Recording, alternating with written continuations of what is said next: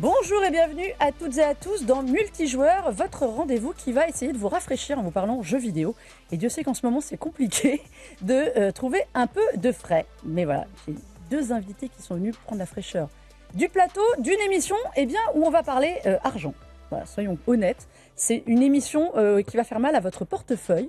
En tout cas, on va parler de GTA 6. Et oui, on recommence à parler de GTA 6.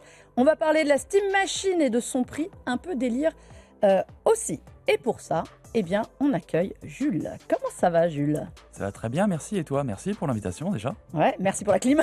Ouais, oui, On est bien ici. Oui. On est bien ici. Bon, ça va? Toujours chez Gamecult? Bah, ils m'ont pas encore limogé, donc effectivement, toujours chez Gamecult, ça se passe très bien. Et on te le souhaite pas, parce qu'il y a un programme de fin d'année, ils vont avoir besoin de renfort, je pense. Oui, on a déjà le calendrier de tout le programme. On a dû se mettre en avance. D'habitude, on fait les tests mois par mois. Là, cette fois, pas possible. Non, on a jusqu'à quasiment décembre. Là, tu ne peux pas. Il y a un petit morceau en fin d'année qui vous attend. Et ton acolyte de choc aussi, Max. Bonjour, Max. Bonjour, comment ça va? Écoute, ça va. Ça fait longtemps qu'on t'avait pas vu. Absolument. Je suis ravie de ton retour. Mais monsieur a vadrouillé aussi aux quatre coins du monde, pas mal. Exactement, absolument. Et dans des pays où il fait plus chaud que ça encore, t'imagines? C'est là, il faut qu'on arrête de se plaindre, c'est ça que tu essayes de nous dire. Exactement, on est si bien ici. On est très bien et on va vous parler de plein de jeux, justement, de vous faire le petit calendrier de la rentrée quand vous aurez envie de prendre un peu de temps pour jouer avant la sortie d'un très très gros morceau. L'actu de la semaine, c'est déjà GTA 6.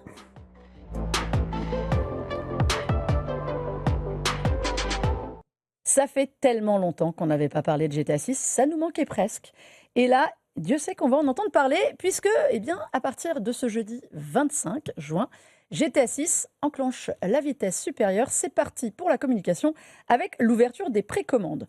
Alors, on va être transparent avec vous. Au moment où on enregistre cette émission, nous n'avons pas le prix officiel des précommandes de GTA 6. On sait juste que ça démarre, et donc forcément, ça va être un carton. Mais un carton à quel prix? Alors, Jules, on a eu des premières rumeurs qui confortaient un peu ce qu'on pensait. On va être autour des 90 € pour la version de base. Paraît-il, oui, puisque c'est ce que a mis la Fnac Portugal un peu trop tôt il y a quelques jours. Alors apparemment, c'est déjà rétracté, ce ne serait qu'un placeholder. On n'a pas le prix définitif.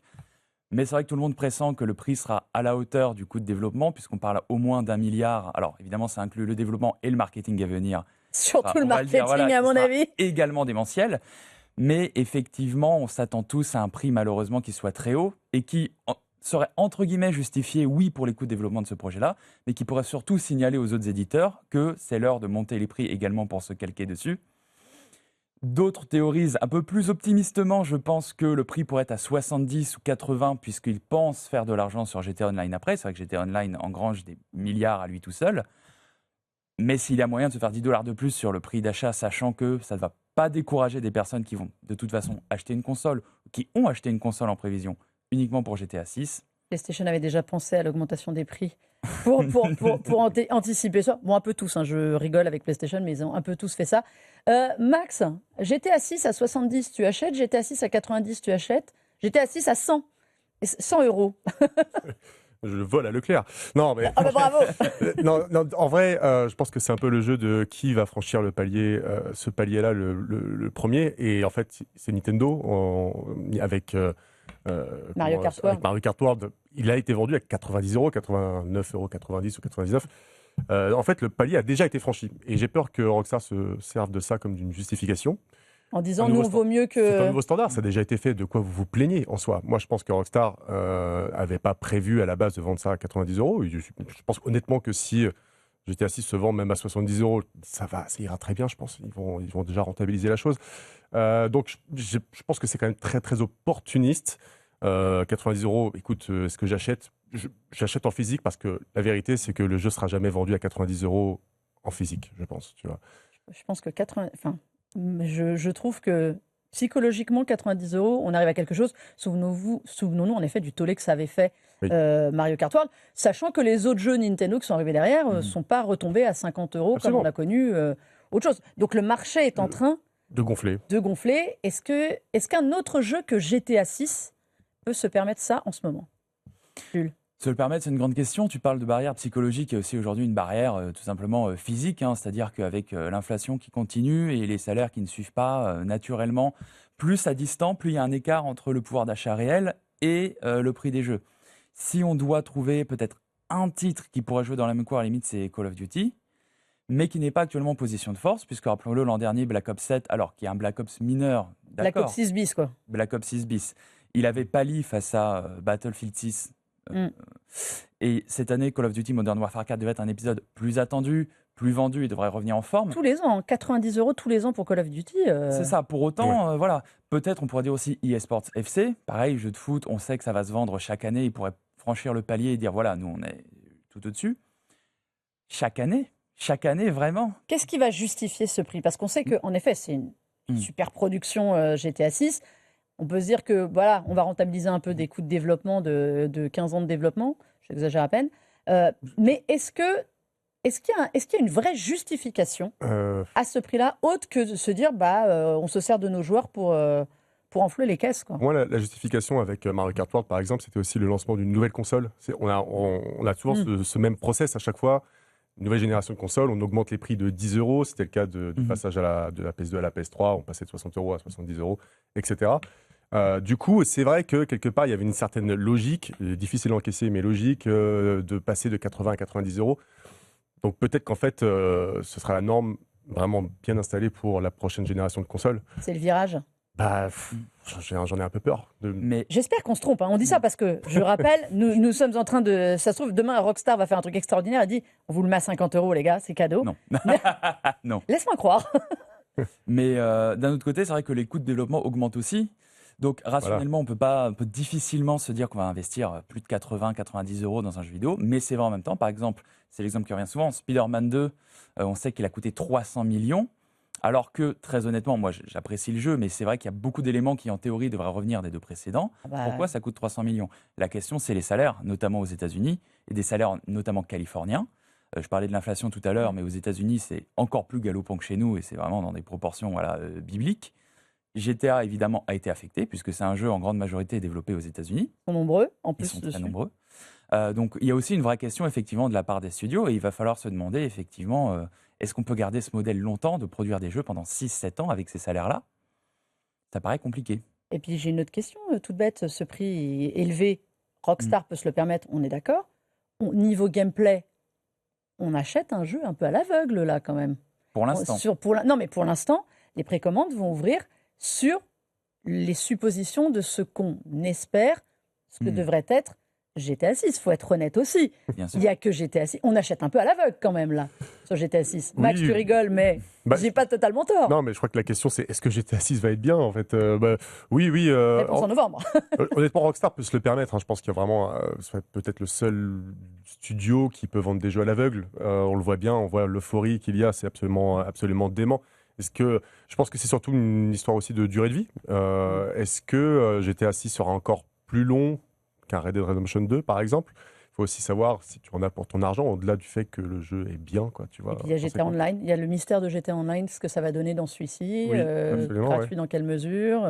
Et puis, on parle d'un coût de vente d'un jeu, et puis après, tu as bien sûr le suivi. Je pense à GTA+, par exemple, qui est un système d'abonnement dans lequel, l'air de rien, tu continues de fidéliser, mais au prix d'un investissement mensuel, tu vois. Genre, c'est littéralement un abonnement pour avoir des trucs en plus dans GTA Online. Est-ce que ce sera le cas pour GTA 6? À n'en pas douter, je pense, quand le multijoueur sera lancé. C'est pas que 90 €, quoi, si tu veux. On achète un morceau d'histoire du jeu vidéo Ouais. à ce prix-là. Il faut quand même savoir qu'on va faire face à une énorme campagne de communication qui va démarrer aussi. C'est sûr, le 3e trailer. Alors, si on a notre chance habituelle, théoriquement, on enregistre mercredi matin, il est pour ce soir, et donc toute l'émission, toute la partie GTA de demain est foirée. Ouais, super. Donc, ça nous est déjà arrivé, on parle en connaissance de cause, merci Rockstar. Campagne de com à venir, campagne de com est sortie d'un monstre qui fait peur à toute l'industrie. On n'a pas arrêté de le dire, le Summer Game Fest nous a un peu éclairé sur le calendrier à venir. Ça va être une boucherie. Tu disais, Jules, que la rentrée allait être dense. Bien Quand sûr. on regarde tout ce qui sort au mois de septembre, octobre, alors je peux vous refaire un petit tour d'horizon parce que ça commence très très vite. Alors bon, le mois d'août passe encore. À partir de début septembre, nous avons donc The Blood of Dawn Walker qui arrive dès le 3, Marvel Wolverine qui arrive le 4. Alors, je vous fais vraiment l'impasse parce que sur le mois de septembre, en grosse sortie, on doit avoir à peu près une vingtaine de jeux. Contrôle résonante. Alors là, 24-25 septembre, c'est l'enfer. Contrôle résonante. Le nouveau Silent Hill Townfall qu'on a pu voir, nous, et qui nous a beaucoup plu. Et franchement, je pense qu'il y a de quoi faire. Onimusha, Way of the Sword. Même si on se disait, hors caméra, Jules, que... Paraît-il qu'il pourrait être avancé au 4. Voilà. Paraît-il. Juste avant la rentrée, avant la reprise des cours, vous aurez le temps de faire Onimusha. Minecraft. Début octobre, ça repart avec... alors, on en pense qu'on veut, mais Rayman Legends revient. Oui. Et il a une cible qui, pour moi, est évidente. Ace Combat 8, ça c'est pour Max qui nous en parlera tout à l'heure. Absolument. Le 2, Gears of War, Star Wars Galactic Racer qui arrive aussi. On a le Castlevania qui arrive le 15. Il y a Nintendo Switch Sport Resort. On verra ce que ça vaut, je suis plus sceptique. Call of Duty Modern Warfare sur la fin du mois. Phantom Blade 0 qui avait été décalé, qui se retrouve dans le tunnel. Et je vous épargne le début 2027 qui va aussi être assez une boucherie. Messieurs, ça veut dire quoi? Vraiment, ça fait peur à ce moment-là. Il n'y a que Barbie, je tiens quand même à le dire, qui va frontalement contre GTA 6. Barbie Rewind. Moi, rien que pour ça, je vais regarder, parce que savoir ce que ça vaut. Et Ocarina of Time, peut-être, qui aurait l'idée de se placer là. Oui. Je pense qu'il peut avoir l'audace et c'est faisable pour Nintendo de faire quelque chose comme ça. Nintendo joue dans sa propre cour de toute façon. Donc, Barbie, honnêtement. Zelda, c'est quand même des trucs différents. Alors Barbie, c'est assez de GTA. J'adore ce concept de se dire non, nous on s'en fout. Le jeu sort le 19 novembre, GTA 6. Nous on arrive le 12, il n'y a aucun souci, les gars. Est-ce que tout le monde a raison de se décaler comme ça? Oui et non, déjà. Ça fait 2 ans. Ça fait 2 ans, et moi je vais dire quelque chose de très personnel. Personnellement, je ne suis pas spécialement client de GTA 6, alors que je peux être beaucoup plus client des autres jeux, même beaucoup d'indépendants qu'évidemment tu n'as pas pu mettre dans le planning. Parce que si on fait la véritable liste. Ah, mais moi j'ai la liste l'émission- complète, je l'ai cherché. Il y a un tunnel de 40 Ouais. jeux qui sortent en un mois et demi. L'émission est consacrée à ça si on commence. Moi, typiquement, si j'avais 1 ou 2 jeux qui sortaient en novembre, je ne serais pas fâché. Alors là, je vais juste rattraper ce que je n'ai pas pu faire en septembre-octobre, évidemment, mais pour autant, est-ce que tout le monde va jouer à GTA? Je ne sais pas non plus. Oui, ça va aspirer une partie du budget. Et on l'a dit, Nintendo, déjà, il ne sort pas sur Switch 2, donc les personnes qui n'ont qu'une Switch ou une Switch 2 ne sont pas concernées. Je vous rappelle que c'est un Peggy 18, GTA 6. Voilà, Il ne faut pas aussi. oublier que sur les jeux familiaux, il y aura aussi de la place. Parce qu'en effet, vos gamins, ils vont pas jouer à GTA 6. Normalement. Et donc voilà. C'est pour ça que moi, non, je ne suis pas convaincu que c'était particulièrement plus sage de chercher à s'entasser sur septembre-octobre, ce qui était extrêmement prévisible quand on y pense, que tout le monde allait essayer de précipiter juste avant. Ça fait 1 an et demi qu'on vit des gens qui décalent des jeux pour éviter GTA. Alors là, si GTA annonce qu'il va les décaler, je pense qu'il y a des gens où ça va se pendre dans certains studios. Mais il va y avoir des morts sur le mois de septembre-octobre. On ne pourra pas jouer à tout. Donc voilà, c'est pour ça que moi, les jeux qui sont en février, j'y crois un peu plus. Fable, chez Microsoft, c'est décalé en février et je pense de manière assez judicieuse. Il n'y a que janvier où il y a Sega qui se positionne avec Stranger Than Heaven, qui est l'héritier de Yakuza, si on veut, en tout cas un spin-off. C'est vrai que janvier, Tomb Raider aussi qui arrive au mois de février. Oui, mais on peut se positionner qu'en février parce que janvier, Noël vient de passer et on n'a plus d'argent. Donc pour les gens, c'est compliqué d'acheter en janvier. Qu'est-ce que vous attendez comme jeux qui vont arriver hors spectre GTA? En vrai, je pense qu'Onimusha viendra conclure cette quadrilogie Capcom quasi parfaite cette année. Capcom impeccable. Trop chaud en vrai, trop chaud. Ouais, donc voilà, on attend Devil May Cry 6 évidemment, mais je pense que il signe une année qui est assez formidable, des propositions qui sont ultra soignées à chaque fois. Moi, et puis ça fait très longtemps qu'on n'a plus de nouveaux jeux de Onimusha, donc moi c'est sans doute le jeu que j'attends. Est-ce qu'on en a parlé effectivement?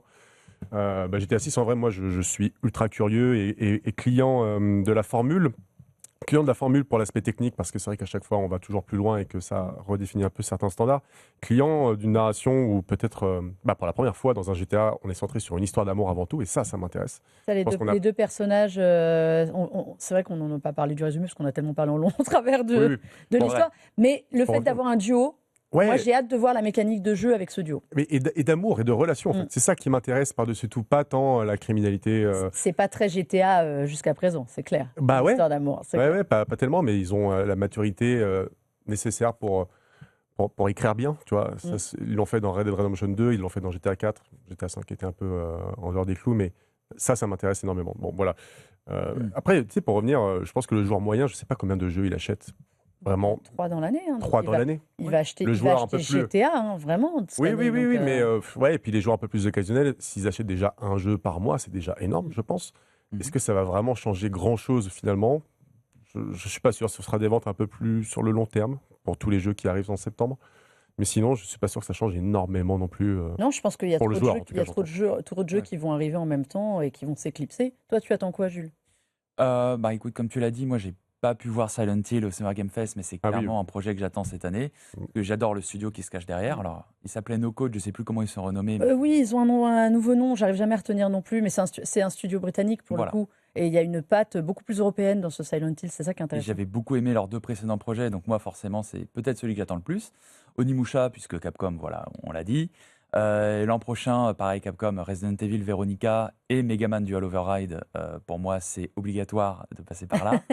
Et puis, que dire, Castlevania, même Fable. Il y a du beau monde hein, cette Il y a année, du c'est beau vrai ce que monde. tu disais, Max. Ça va être une très grosse année Oui, qui va être malheureusement, je vais presque dire, un peu. éclipsée Oui. par le monstre de fin d'année. Voilà. N'oublions pas d'où on vient. En début d'année, on a parlé de Pragmata, qui était un excellent jeu. Il y a quand même eu déjà du monde. Il y a Resident Evil Requiem qui est sorti. Il y a du beau monde en début d'année. On va oublier parce que ça restera l'année de GTA. Potentiellement. On verra bien. On se redira ça au mois de On novembre. verra bien. Et alors, vraiment aussi, Stranger Than Even, Ah, mais- ce qui arrive en janvier, banger, je pense. Vraiment. Euh, Ça a été un peu du plaisir. Ah, moi, Là- j'ai fait Ouais. j'y ai joué un peu au Summer Game Fest. Alors, c'était surtout les phases de combat, mais je trouve que artistiquement, il y a un truc dans ce jeu absolument dingue. Explorer la criminalité organisée sur Ouais. 5 décennies, je crois, Ouais, sur au 50 ans. Japon, avec une Début OST 20e full jazz et hip-hop. à travers le... et hip-hop. Alors, Et moi, hip-hop, j'attends hein. de voir C'est vraiment incroyable. comment ils ont intégré Tupac et Snoop Dogg ouais. dedans. Mais Moi, c'est pour ça que je suis dubitatif. Ah ouais. Je n'ai aucun doute que le gameplay va être très bien.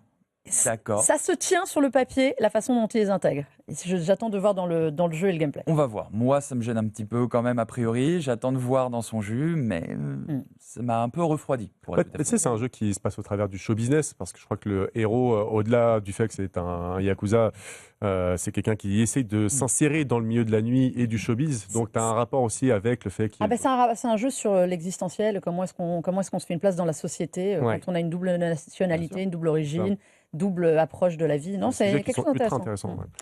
Ouais. On va fermer cette page GTA 6 avant de la rouvrir très prochainement, n'ayons aucun doute.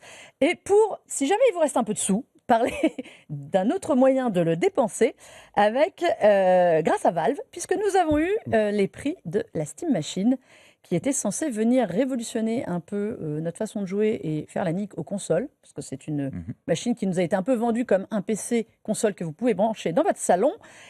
Et la douloureuse, eh bien, ce sera à partir de 1039 €, cette petite machine avec 512 Go de stockage et pas de manette, et jusqu'à 1428 € en version 2 Tera. Alors, je vous passe vite fait tous les specs parce qu'elle est sur quelque chose d'extrêmement bien aujourd'hui, mais pas forcément évolutif.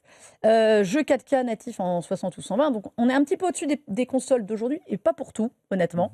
Max, je te vois qui tique. Oui. Est-ce que vraiment elle est au prix où on l'attendait, et est-ce qu'il y a quelque chose à attendre de cette Steam Machine? Alors, déjà, je pense que malheureusement, il va falloir s'attendre à ce que les consoles de nouvelle génération soient effectivement aux À ce prix-là, alentours des tu 1000 penses? €. Bah, tu vois qu'une PS5 Pro, elle est vendue à 900 maintenant. Voilà, donc je pense que forcément, une nouvelle génération sera vendue dans ces eaux-là. Pour la Steam Machine, ça me paraît profondément abusif. Il y a Digital Foundry notamment qui a pu tester la console, et les retours sont pas ouf, en vrai. La console a visiblement des performances assez mitigées, qui s'approcheraient de celles d'une PS5. Donc en vrai, c'est triste de C'est lire décevant, ça. Hein. Ça, c'est Ouais, très ouais. décevant. C'est absolument. Alors bien sûr, il y a la crise de la RAM, etc., etc. Et Steam, déjà, autant pour le Steam Deck, et encore aujourd'hui, il est hors de prix, hein, parce qu'ils ont augmenté Pareil, parce énormément qu'il y a les prix. Mais le Steam Deck avait une forme d'innovation en reprenant, certes, le modèle de la Switch, mais voilà, il a lancé une mode, et je peux comprendre l'intérêt. Mais là, en vrai, une Steam Machine, moi, je capte pas. Je capte pas. Et puis Steam est déjà une société, je pense, qui se met suffisamment bien en ayant un quasi-monopole sur le jeu vidéo PC, en prenant 30% sur chaque vente, en étant dans l'e-sport, bref, en vrai, personne ne leur demande de faire une console. Donc à ce niveau-là, il faut faire un geste pour le public, je pense. Sinon, ou alors avoir une machine irréprochable. Alors, ce qu'ils ont tous dit, c'est joli design. En plus, avec ses façades interchangeables. Mais l'intérieur, dans 2 ans, est périmé. C'est-à-dire que dans 2 ans, à la sortie des prochaines consoles, à peu près, parce que bon, On les attendait pour 2027, mais ça paraît quand même compliqué. Elles seront forcément plus puissantes, plus de possibilités. N'oublions pas que le projet Helix qui est murmuré va faire venir des jeux PC, possibilité d'avoir des boutiques PC sur une console qui aura des chances d'être plus performante. Chez Xbox. Donc. Chez Xbox, le projet Helix chez Xbox, tu viens de me rappeler. Il y avait déjà eu des ratés. Ils avaient déjà tenté un Steam Machine, Valve, Oui. qui n'avait pas été couronné de succès. Ils insistent. Ça dit quoi, en fait? Je pense que sur le papier, quand ils ont lancé le projet il y a environ 4 ou 5 ans, ça devait faire terriblement sens. Surtout aux performances qu'ils proposent, puisque évidemment, l'idée d'allier la bibliothèque PC au form factor d'une machine, donc le côté pratique. Voilà, on prend sa Steam Machine, on peut la glisser n'importe où, parce qu'elle est très petite, c'est quelque chose qu'on peut voir effectivement sur la vidéo, un point sur lequel ils insistent. Tu la branches à n'importe quel écran, tu as tout ton catalogue PC. Ça a l'air pratique. Pour ceux qui ne voient pas l'image, pour vous donner une idée, si vous voyez ce que c'est que le cube de Canal+, et de... Oui. Ça ressemble un peu à ça. Donc l'idée n'est même pas si folle, puisque comme tu l'as dit, chez Xbox, ça réfléchit à essentiellement la même chose, c'est d'avoir une console qui est en fait un PC, qui te propose peu ou prou les mêmes fonctionnalités, avec la praticité de la console. Comme dit, au démarrage du projet, ça devait certainement faire sens. Avec la crise de la RAM, ça ne fait plus sens. Les performances, vous l'avez dit, sont presque périmées déjà. C'est-à-dire que si tu veux faire des gros jeux, tu achètes une PS5 ou une Xbox. Si tu veux faire des plus petits jeux indépendants ou alors des jeux multijoueurs, comme maintenant on en voit énormément, en fait, c'est peu demandant. Tu peux acheter un laptop ou alors un PC pas extrêmement cher qui te fournira les performances suffisantes. La question aujourd'hui, c'est pourquoi acheter une Steam Machine? Ouais, non, mais c'est ça. Elle est jolie, ok, c'est sympa. Voilà, mais c'est vraiment la question, fondamentalement, quelle place elle occupe dans le paysage? Quel besoin aujourd'hui, à quel besoin répond-elle? Et surtout, qui va l'acheter? Puisque c'est forcément un produit de connaisseur. C'est-à-dire que Steam, je pense qu'évidemment, c'est très identifié aujourd'hui. Pour autant, la Steam Machine, auprès du grand public, non, ça n'aura jamais l'image d'une PS5 ou d'une Xbox. Non, c'est clair. Ah non, mais moi, je pense que c'est le design qui fait tout le truc, parce que sinon, prenez votre Steam. Vraiment Non, mais Ça, non. l'intérêt, je suis désolée de le dire, mais je trouve qu'à 1000 balles, je pense qu'en effet, elle n'était pas vouée à être vendue à ce prix-là, et la crise actuelle fait que ils ont sans doute augmenté les prix de 200 balles. Oui. Mais ouais, c'est un peu léger, quoi. Prends ton Steam Deck et branche-le à ta télé, ça revient un peu au même. J'exagère, mais pas loin, quoi. À 700, 750, pourquoi pas, hein, même si les performances restaient un peu décevantes, mais Ouais. ça s'approche du prix actuel d'une PS5 avec des jeux PC, donc on peut se dire, ah, pourquoi pas? Là, effectivement, à 1000, c'est À déraisonnable. 1000, voire même, enfin, sans console, sans manette, tout le monde me dit oui, mais quand vous êtes joueur, vous avez déjà des manettes. C'est pas une raison. C'est vrai, mais c'est pas une raison. Et je voudrais quand même juste un mot très vite pour ceux qui seraient intéressés. Mais au moment où vous verrez cette émission, il faudra un peu vous speeder parce que les précommandes se terminent le 25 à 19h avec un système, un des plus, honnêtement, nawak que j'ai vu depuis longtemps.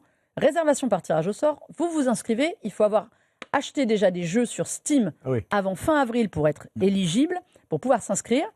Vous êtes inscrit à un tirage au sort qui vous donnera le droit peut-être de pouvoir commander une des consoles. Si vous demandez pour 2 consoles, genre je veux la version 512 ou 1 Tera ou 2 Tera ou je ne sais quoi, avec ou sans manette, vous ne serez pris que pour un seul.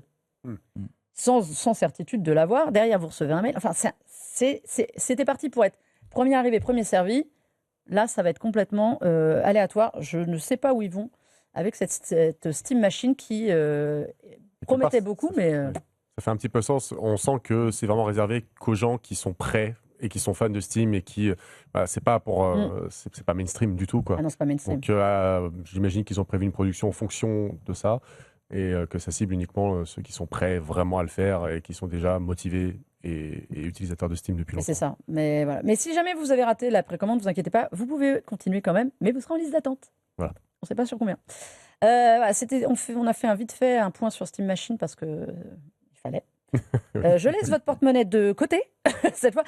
Juste un mot très vite pour vous dire que c'était les 35 ans de Sonic. Et oui. Et oui, pour les plus vieux, Sonic, ça parle forcément. Merci à tous les quadras et plus d'ici. C'était le 23 juin 1991. On voyait débouler sur la Mega Drive, notamment ce petit bonhomme bleu. Alors, on nous a toujours essayé de nous faire croire que c'était un hérisson. Je suis désolée, même 35 ans après, je trouve toujours ça quand même étrange. Qui débarquait pour être le pendant, l'opposé de Mario, l'ami des familles, pour être un peu plus... comment on pourrait dire ça? Comment est-ce qu'on pourrait le cataloguer, Sonic? Plus Jones, plus agressif, comme le marketing de Sega à l'époque. Hein. Ouais. Sega, c'est plus fort que toi. C'est plus fort que toi. Il n'y avait qu'un seul bouton pour faire vadrouiller un truc à 10 000 à l'heure. Même quand j'y rejoue aujourd'hui, ça me donne un tournis de fou, mais j'adore. Vous êtes un peu jeune, messieurs, pour la sortie de Sonic. Oui. Mais aujourd'hui, ça dit quoi, Sonic, pour vous? Écoute, moi, ma réponse va pas te ravir, hein, en vrai, parce que déjà, j'ai été éduqué plus avec son concurrent principal, largement plus même. Et Sonic m'a malheureusement jamais accroché, quoi. Je veux dire, à part la formule du début qui est effectivement fraîche, hein, celle d'aller vite, j'ai jamais trouvé ça très jouable. Ah ben c'est... Et, euh, et j'entends au début la proposition du début, voilà, avec un level design qui est très, très vertical et qui défile à toute vitesse, mais en vrai, j'ai jamais trouvé ça jouable. Je pense que c'est pire en 3D. Et j'ai pas l'impression qu'il y ait Alors ça, énormément de bons jeux. je te rejoins sur le côté, la 3D, j'ai toujours eu un mal de chien sur Sonic. Peut-être parce que j'ai grandi avec le Sonic 2D et que ça me paraissait Oui. plus facile. Il y avait un côté un peu flipper aussi, hein, sur Oui. le Sonic. On envoyait le truc, c'est vrai. ça partait à toute berzingue. Mais alors le 3D, ça m'a toujours perturbé. Ouais, absolument. Et du coup, je pense que j'ai jamais malheureusement trop accroché. Sonic Frontiers, j'ai essayé aussi. Alors, il y a une atmosphère qui est sympa, une OST qui est assez cool, mais en vrai, c'est pas un très bon jeu non plus et on s'ennuie assez vite. Bon, je vais très très vite, hein, mais j'ai pas trouvé encore vraiment T'as d'atome jamais crochu avec accroché. cette saga. Je dirais qu'au final, Sonic Racing Crosswords, par contre, en revanche, c'est un très bon jeu de course, je pense, et qui a été assez malin sur le fait de proposer son petit délire de multivers et tout, et du coup des personnages qui viennent d'autres franchises, justement pour attirer de nouveaux venus. Et je pense que c'est un jeu de course qui est assez sous-coté et malheureusement qui marche pas très bien, visiblement. Ouais, bah là, ils ont essayé de faire une saison 2 avec du beau monde. Oui. Ils font venir les Tortues Ninja, Ouais. Bob l'éponge, ils avaient fait venir Pac-Man, Godzilla et tout. Ils se tapent un gros délire, je suis d'accord avec toi, alors Ouais. que c'est un très très bon jeu de course Sonic Racing. Je pense que c'est Crossword. une très bonne Franchement, alternative à Mario Kart. Ouais. Ben, j'allais même te dire, moi, j'avais préféré à Mario Kart World qui m'avait déçu, Voilà. autant le Deluxe. Voilà. Mais j'avais trouvé plus innovant. Oui. Et dans l'esprit, et en fait, toujours dans l'esprit dans l'esprit Sonic. Jules, Sonic, c'est pareil, ça te parle pas? Ah si, moi je suis ni Mario ni Sonic, hein, j'ai les deux maillots, il n'y a aucun problème avec ça. Je suis peut-être plus jeune, mais sur PS2, il y avait une compilation, je crois que c'était la Mega Collection Plus, avec non seulement les titres Mega Drive, mais en plus du Game Gear. Donc j'ai pu essayer pas mal de jeux, même que plein de fans de Sonic n'ont pas dû faire à l'époque.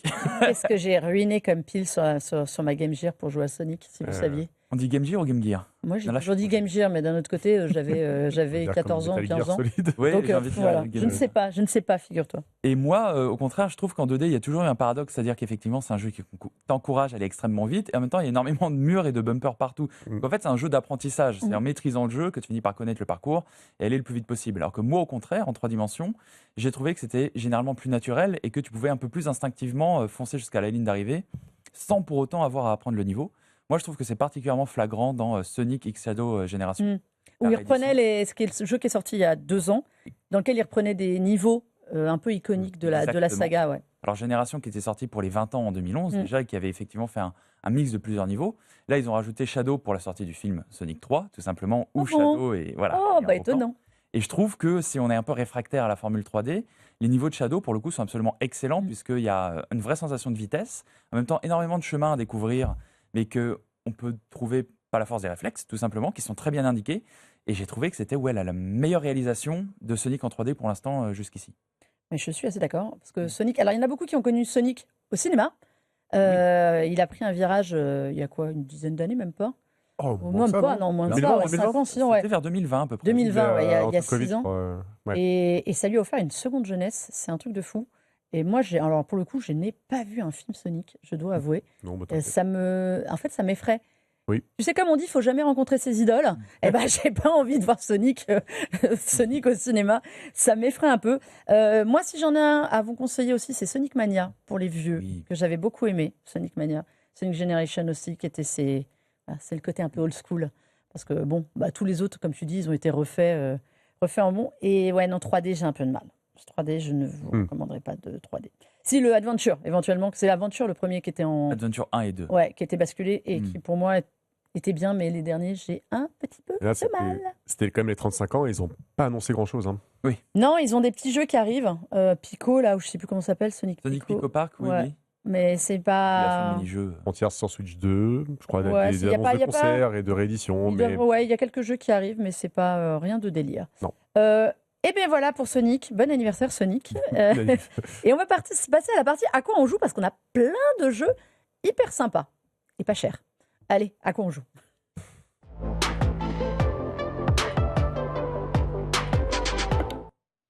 Oui, parce que bon, il fait chaud, on a dit, il faut rester pour jouer.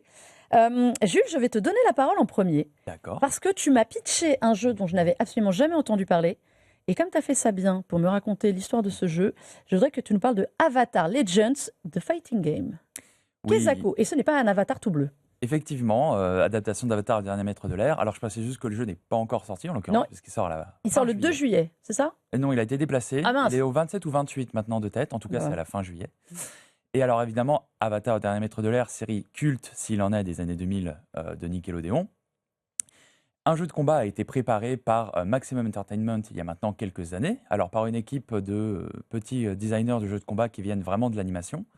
Je ne t'ai pas encore donné l'anecdote, mais je pense qu'elle va t'amuser. Je pense que tout le monde ici voit My Little Pony, mon petit poney dans les années 2010. Eh bien, il y avait un jeu de combat amateur qui était effectivement développé par des gens, qui était pas mal du tout. C'est ça la plus grande blague. Mais évidemment, au bout d'un moment, les ayants droit ont appelé voilà, le studio et ont dit bon, les gars, on ne peut pas avoir My Little Pony de la violence dedans. Donc, vous allez arrêter le développement. Vous arrêtez tout de suite ce jeu de combat à poney. Et ils ont fait leur propre jeu de combat à poney avec leurs propres animaux quadrupèdes. Them's Fighting Herds, qui n'a pas eu énormément de suivi parce qu'ils ont manqué de budget, mais qui n'était pas mauvais, honnêtement. Ça sonne comme une blague, mais c'était pas mauvais du tout. Ils ont fait un autre jeu qui s'appelle Diesel Legacy, où là, ça parlera peut-être aux vétérans de la Neo Geo et de SNK, puisque c'était un jeu de combat à plusieurs bandes. Là, il y avait plusieurs, comment dirais-je, on pouvait aller de l'avant de l'écran vers l'arrière. À chaque fois, c'est une bande séparée. Il faut aller sur la même bande que l'adversaire, sinon on ne le touche pas. Donc très rétro. Et travailler sur ce jeu de combat Avatar qui a été annulé. Sauf qu'il a été désannulé. J'aime bien, j'adore ce concept. Il a Ouais, été on désannulé l'annule, maintenant on le désannule, les gars. Désannule. parce que les salariés se sont regroupés dans une nouvelle équipe qui s'appelle Gameplay Group. Et eux, leur vocation, c'est justement d'aller chercher comme ça des jeux qui sont annulés. Alors, ils ont commencé par le lore, ce qui fait plutôt sens, on va pas se mentir, pour les désannuler et voir s'il y a un potentiel. On pense à des jeux annulés cultes comme Star Wars 1313, c'est typiquement ce qui pourrait les intéresser. Outre le fait que la franchise Star Wars n'est pas si simple à acquérir, mais Je pense que ouais, là, il y a 2-3 intermédiaires qui sont plus durs à la négo, à mon avis. c'est d'aller chercher des projets comme ça qui font rêver. Il y en avait un qui avait mentionné par exemple le Skybound de Platinum Games, exclusivité Xbox annulée vers 2015. Mhm. On devait jouer un homme et son dragon qui a été annulé assez C'est tard. vrai, j'avais oublié ce apparemment. jeu-là, tout à fait, ouais. Et voilà, leur vocation, c'est vraiment de désannuler des jeux. Et donc on a ce jeu de combat Avatar qui arrive. Et pour l'instant, tous les retours préliminaires sont extrêmement positifs. On est sur un jeu de combat très nerveux, complexe, certainement un peu rude à appréhender. Et c'est en même temps ça qui est très intéressant, puisque d'une série qui, soi-disant, est pour les enfants, il y avait tout de même cette passion du combat, des films d'arts martiaux et cette animation extrêmement fluide, qui effectivement faisait un très bon candidat à l'adaptation. Et que dire, on va avoir 12 personnages. Même moi, qui suis un habitué du jeu de combat, quand j'ai les fiches techniques, je fais ah, il y en a des coups, il y en a des possibilités et des subtilités. Chaque personnage a une mécanique unique ou même plusieurs. Et voilà, ça arrive fin juillet, c'est absolument fascinant. C'est aussi dessiné entièrement à la main. C'est très beau. On peut valoriser parce que c'est ni du sprite 2D classique, ce qui est déjà très dur à faire, ni du modèle 3D comme on valorise aujourd'hui souvent parce que c'est un peu moins cher et un peu moins complexe avec les outils modernes. Non, tout est dessiné à la main. Mais Qui voilà. rend donc honneur à la série. Bon, bah, il est décalé sur la fin du mois. Et en tout cas, fin de juillet, mettez-le sur votre petite liste. Avatar Legends The Fighting Game. Max, tu vas aussi nous parler d'un jeu qu'on attendra un peu plus tard, Ouais. mais tu as pu y jouer longuement. Ce sont aussi des maîtres de l'air quelque part. Exactement, c'est Ace Combat 8, Est-ce qu'on va- Wings of Death. Absolument. Donc c'est un jeu d'aviation. Et je vous le dis d'emblée, il n'y a pas besoin d'être fan d'avion ou de pilotage pour tomber dans Ace Combat. C'est absolument mon cas. Hein. Voilà, moi je suis pas un mordu d'avion. Voilà, je sais pas, c'est pas spécialement mon truc. Intéressé mais pas passionné. Et Ace Combat 8 parvient quand même à faire tomber tout le monde dans son sillon, que ce soit les passionnés ou tout simplement les curieux. C'est un jeu donc on incarne un pilote de chasse. Développé toujours par le même studio depuis plus de 30 ans. C'est assez fascinant. Team Aces a fait que des jeux. Il faut que ça. Ils ont fait que ça. Ils ont fait que ça. Ça fait Ace Combat 7 est sorti en 2019, donc ils ont pris un petit peu de temps. C'est ce que j'allais dire, ça fait un moment qu'on attendait, parce que moi, Oui. moi, j'avais joué au Ace Combat précédent, et Oui. quand ils ont annoncé qu'il y en a un qui revenait, je dis ah, c'est vrai que ça faisait quand même une Bah ouais. paire d'années qu'on Après, il y attendait. a eu un suivi qui était assez long, mais c'est vraiment un studio qui est minutieux. Moi, j'ai pu jouer au jeu pendant à peu près 5-6 heures lors d'une journée entière. J'ai pu rencontrer les développeurs qui sont venus du Japon et tout, donc c'était intéressant de parler avec eux. Et effectivement, il y avait une question qu'on a pu leur poser, mais comment vous gardez la passion après plus de 30 ans à faire que ça? Et donc, les gars sont toujours au taquet, et il y a une communauté, il faut savoir, qui est assez importante autour de Ace Combat. Je trouve ça assez fascinant. C'est un jeu qui est assez intéressant. Déjà parce qu'il a une ADN qui est très narrative. Et il assume complètement. C'était déjà le cas dans les précédents. Oui, c'est pas comme. Alors, il faut faire une différence. C'est pas comme Flight Sim où vous allez vous contenter de Non. gérer votre. Il y a une histoire. Il y a une vraie histoire. Il y a une vraie histoire qui se passe dans un monde fictif, avec des continents fictifs, mais avec une technologie peu ou prou d'aujourd'hui, avec des vrais sujets de société ou militaires ou d'État et tout. Et les cinématiques ont vraiment franchi un cap pour ce nouvel épisode. On incarne un pilote qui va devoir en remplacer un autre à l'insu de l'État, etc., etc. Et en vue subjective. Donc la plupart du temps, tu vas être sur des rails, hein, malheureusement ça va pas plus loin que ça, mais tu es sur le porte-avions, tu vas échanger avec des personnages, tu as des choix de dialogue, et j'étais ultra surpris, sincèrement, de la qualité des modèles 3D ou de la synchro labiale. Enfin, c'est des trucs qui, honnêtement, ça peut mettre une tarte à beaucoup de jeux d'action à côté ou narratif. Ouais, donc c'est vraiment très très beau. Alors bien sûr, ça se laisse suivre et tout, mais en vrai, pour l'immersion, je trouve que c'est chouette de proposer ça. C'est aussi une façon d'accueillir les gens qui sont potentiellement un peu réfractaires à l'avion. Et après, tu as les sensations de fou, en vrai, tout simplement. Ça, je suis d'accord. Moi, j'ai joué qu'une heure. À différence de toi, j'ai joué un peu moins longtemps au Summer Game Fest.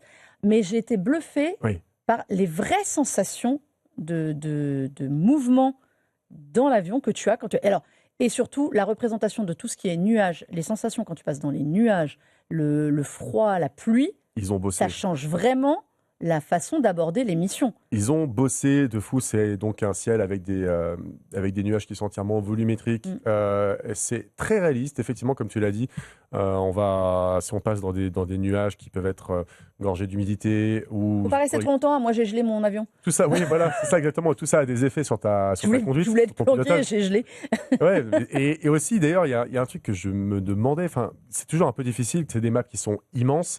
Tu as souvent des missions aussi qui demandent de frapper au sol, et du coup tu te rapproches du sol, et ce qui m'avait un peu choqué sur l'épisode précédent, c'est qu'effectivement les textures du coup sont assez floues et tirées, avec des éléments, des buildings qui sont un peu crades, mais ce qui est compréhensible en vrai, parce que tu fonces à vitesse Mach 2, comment tu fais pour afficher tout ça? Là ils ont vraiment bossé encore davantage, et franchement la démo que j'ai faite était ultra impressionnante à ce niveau-là, le sol était nickel. Je dirais que c'est un petit peu plus confus en termes de gameplay pour les missions où tu dois frapper au sol. Parce que du coup, il faut viser juste. Tu as beaucoup de cibles qui apparaissent et ça t'oblige à faire beaucoup d'allers-retours. Ça, c'est quelque chose qui peut être assez compliqué à gérer et assez difficile. Une fois que tu maîtrises l'exercice, ça va, mais c'est pas évident. Par contre, je pense que le jeu prend absolument tout son sens lors des combats purement aériens. Et c'est grisant de se faire pourchasser ou de pourchasser un véritable pilote qui est annoncé dans le jeu comme redoutable, et voilà, c'est un combat de roi dans les airs, et vraiment ça m'a honnêtement, quelques frissons ont pu apparaître sur mon épiderme quand tu es dans un coucher de soleil au milieu des nuages, et qu'en même temps sur la mer et tout, c'est somptueux. Il y a des trucs qui tabassent. Voilà, honnêtement. Et donc, c'est un jeu que j'attends tout particulièrement, qui reste totalement dans la veine de la franchise, mais qui se permet d'améliorer plein de choses. On a tout un délire aussi d'escouade qui est renforcé. Donc, tu as des gens avec toi. Auxquels tu peux donner des ordres. Exactement, tu peux leur donner des ordres. Tu as du coup un aspect stratégique qui est renforcé. Pour chacun des membres de cette escouade, tu vas pouvoir choisir leur avion.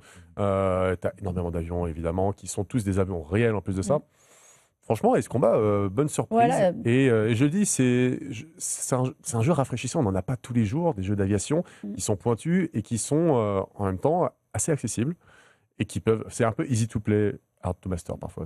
La semaine prochaine, on vous parlera de Star Fox qui sort, qui est dans un autre genre. C'est vrai que c'est un jeu il en parle avec passion de son Ace Combat là. On sent qu'il l'attend. Ouais, mais franchement, on n'en a pas tous les jours des jeux comme ça. Mettons-les en avant. Alors moi, je vais vous parler d'un autre jeu qui sort, même de 2 jeux en un, mais qui sont complètement de saison. Et oui, parce que j'aime bien. C'est Pro Cycling Manager et Tour de France. Rien à voir, mais qui, eux, sont déjà disponibles. Non, j'en parle parce que c'est de saison et que le Tour de France va commencer, les amis. Et que là, vous avez 2 approches complètement différentes. Je connais des gens qui ne jouent qu'à ça. On se demandait qui étaient les gens qui ne jouaient qu'à GTA dans l'année. Sachez qu'il y a des gens qui ne jouent qu'à ce genre de jeu. Et honnêtement, Alors, moi, j'aime bien le cyclisme, j'avoue. Dans ma vie antérieure, avant d'être là, j'ai traité longtemps de cyclisme. Et donc, ça me fait toujours marrer, les jeux de gestion. Donc, vous avez Pro Cycling Manager, qui est le vrai jeu de gestion. Vous êtes directeur sportif et vous gérez sur toute une saison votre équipe, stratégie, transfert, machin, un peu à la Football Manager. Et vous avez Tour de France, qui, comme son nom l'indique, se focus sur le Tour de France, la course, étape par étape. Et là, pour le coup, c'est les joueurs, vraiment, étape par étape, que vous gérez. Il y a un peu, alors je ne vais pas dire moins de strates, mais c'est un peu différent. Eh bien, il recommence à être un peu canon quand même, ces jeux, et à tenir la route. Mais voilà, je voulais juste vous faire un petit coucou. Si vous êtes plus action, pilotage ou gestion, il y en a pour tous les goûts. C'est disponible uniquement sur PC? Alors, Pro Cycling Manager est sur PC et Tour de France est sur console et PC. D'accord. Parce que oui, voilà, c'est deux approches vraiment différentes. La gestion, si vous avez déjà fait des jeux de gestion sur console, c'est quand même un peu galère. On va pas se mentir. Ouais. Mais bon, voilà. Donc, Pro Cycling pour les adeptes du management et ceux qui veulent faire des courses et se vautrer dans les virages, c'est Tour de France. Non, voilà, j'en parle juste, c'est mon petit clin d'œil à mes amis qui adorent les jeux de cyclisme parce que c'est 2 saisons. Le Tour de France démarre début juillet. Eh bien, on est arrivé au bout de cette émission, messieurs, avec ce programme. Merci beaucoup à tous les deux d'être venus. Et Jules, tu vas repartir au turbin. Hein. Il y a de quoi faire. Hein. Il y a de quoi faire avec tous les jeux. On retrouve sur Gamecult. Exactement, comme Max. Comme Max, exactement. C'était mon duo Gamecult aujourd'hui. Même si Max, il a tellement de cordes à son arc. Peut-être. C'est plein de choses. On devra parler musique une fois. On parlera musique. Avec plaisir, on pourra faire une émission spéciale musique et jeux vidéo et tout ça. En tout cas, Jules, Max, merci à tous les deux. Max, on peut aussi te retrouver de temps en temps. Oui, absolument. Sur Gamecult, mais on a aussi Gamecult est aussi présent en vidéo sur les réseaux. Et vous pouvez, moi aussi personnellement, me retrouver sur YouTube au nom de Max Cagnard. Voilà. Cagnard qui est un nom de circonstance. Qui est un nom de circonstance, exactement. Change de nom s'il te plaît, on a trop chaud. Okay. Merci à vous toutes, à vous tous en tout cas d'avoir suivi cette émission. Vous savez bien, vous pouvez la retrouver en replay sur la chaîne Tech & Co, sur le site BFM Tech, la chaîne YouTube BFM Tech et la plateforme RMC BFM Play et évidemment en podcast partout. Eh bien la semaine prochaine, on fera une émission spéciale Nintendo Switch 2. Et oui, voilà, la Nintendo Switch, elle a 1 an plus. On nous va faire un petit bilan au bout d'1 an. Est-ce que ça vaut le coup désormais de l'acheter? Est-ce qu'il y a des jeux? Ou alors, comme le veut la rumeur, il n'y a absolument rien sur la Nintendo Switch. Vous en aurez 2 qui vont être là pour débattre et vous raconter tout ça. Et on se dit à la semaine prochaine. Et en attendant, jouez bien et au frais.